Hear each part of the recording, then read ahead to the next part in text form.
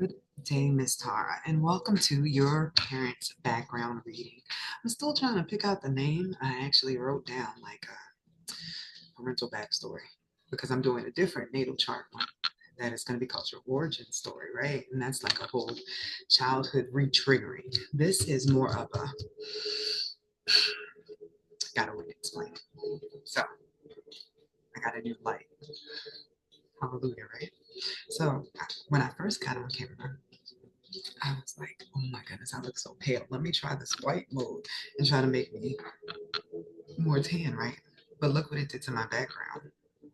That's because this thing called white balance. When you have too much one way, it makes things that are sunny cold, and it makes things that are pale sunny, right? But I can flip it back. And then when it's this way, you see me as my actual color, and the world is its actual color. This is the same thing with the shadow, right? If you have been through a lot of difficulty in your life, your white balance is off. And by that I mean you might not see the glass as half full when that is the way it truly is here.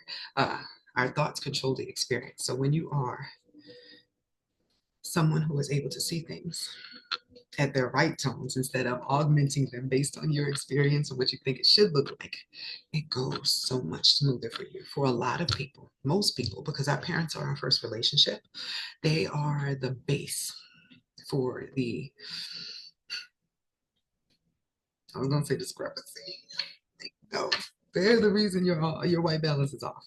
So through looking at your parents from outside of you, like their story before you even came into the picture and what was already missing by the time you came in, it's going to give you an opportunity to see things from a different perspective. So maybe it'll make your days more even as opposed to whatever inversion, because there's a whole bunch of different ways you can see the world. Like if you don't handle your anger, you're seeing it like that everywhere, right? Not a cool color palette.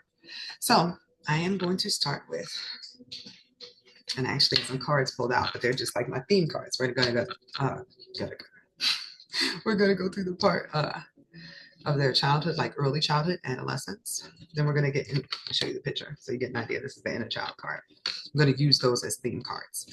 We're gonna look at the rebel teen, right? And then what was missing by time they were, I was gonna say thrown into adulthood. Because 18 doesn't quite seem adult, right? Like we needed just a little bit more time after 18. I think 21 is more reasonable myself. So in the background, I am listening to the 999 hertz frequency, which is the transcendence frequency. Transcendence means to rise above, to like evolve beyond the situation you're in. I decided to link with that one because I wanted to look at this from a clear perspective. I didn't want to be caught in my feelings like, this is what happened to Tar. Like, you know what I mean? I didn't want to be invested in that way. I wanted to be looking at it based on the crown. The 999 is also the crown frequency. So if ever there's a time you want some insight that is clear of all of these human emotions and such, YouTube, 999 hertz frequency. Please ignore any noises you hear in the background. So let's get started with the mother. All right, Miss Diana. So if I say so one more time, now I'm gonna write on my little pad of notes that I have for myself this week. Look up adjectives for the word so. We must constantly evolve, right? We'll never be down to stagnation. So, what was Diana's childhood like? Her day-to-day life.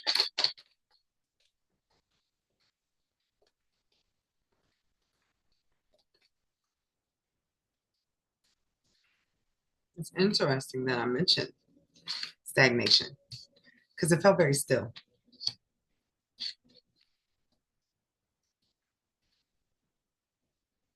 Hmm.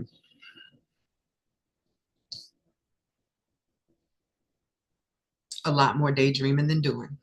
That would be the first thing I would say here. And that's for her personally. Like maybe her parents were older. If they're not actually like older, because they could have been like physically younger, they had some pretty conservative ways of thinking children should behave. Or either the mom went along with the dad's belief about how children should be raised, and they just like, it's given the energy of daddy works, mom take care of the children in the home, right? But sit down, don't touch this, will upset your father, is what I'm feeling, which was kind of difficult for her because she started off very passionate, very exuberant. That's where that daydreaming started coming in for her pretty much. Uh, like it was her escape from the fact that she could not move or go where she wanted to all the time. So that began a pattern of escapism I'm getting. Like any way to step away from dealing with her situation that she was in started when she was little.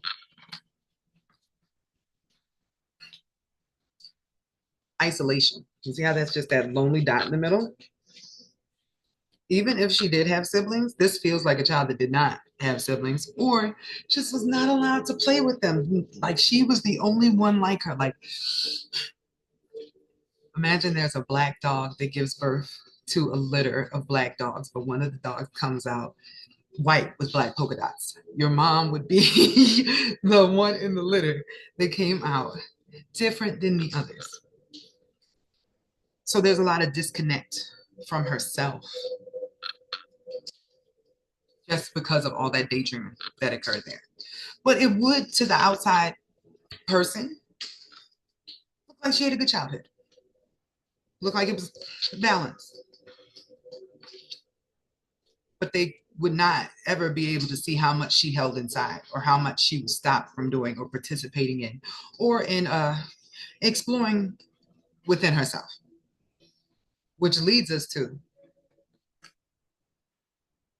the teen, because the teen is built off of whatever was repressed during childhood. So we're going into this era of growth for her, right? Coming from a childhood of pretty much isolation, daydreaming, not really, like even if she had relationships, it's just like she would do stuff with a smile on. I don't think anybody knew how lonely she felt from a young age. Just, I think it was really just from not being able to explore herself, not being able to try everything, just being sad all the time.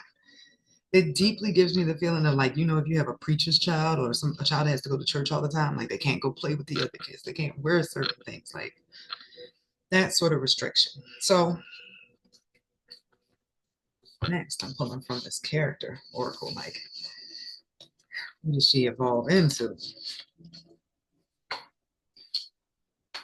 Who did Diana evolve into as a teenager? Who did she begin to evolve into? Put a chip on your shoulder.